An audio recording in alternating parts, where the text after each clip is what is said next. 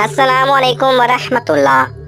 एक दिन हज़रत सुलेमान अलैहिस्सलाम दरबार में बैठे थे कि इतने में अचानक मलकुल मौत हज़रत इज़राइल अलैहिस्सलाम आ गए। सलाम किया तो हज़रत सुलेमान अलैहिस्सलाम ने पूछा कि कैसे आना हुआ। तो हज़रत इज़राइल अलैहिस्सलाम ने फरमाया कुछ नहीं, बस वैसे आया था, और उठकर चले गए। दरबार में मौजूद एक वजीर काफी घबराया हुआ दिखाई दे रहा था। कहा सुलेमान अलैहिस्सलाम कौन था? फरमाया कि ये मलकुल मौत हज़रत इज़राइल अलैहिस्सलाम थे। वजीर ने कहा कि जब वो आए तो मुझे गुस्से से देखा, और जब जा रहे थे तो मजीद गुस्से से देखा। मुझे डर लग रहा है, मैं अपनी बहन के पास जाना चाहता हूँ। फरमाया कहाँ है आपकी बहन? वजीर बोले फलां जजीरे में। सुलेमान अलैहिस्सलाम ने फरमाया वहाँ तो घोड़ा तेज रफ्तार जाए तो 6 रात और 6 दिन का सफर है। आप मेरा उड़न तक ले जाओ, जल्दी पहुँच जाओगे। वजीर चला गया लेकिन वापस नहीं आया।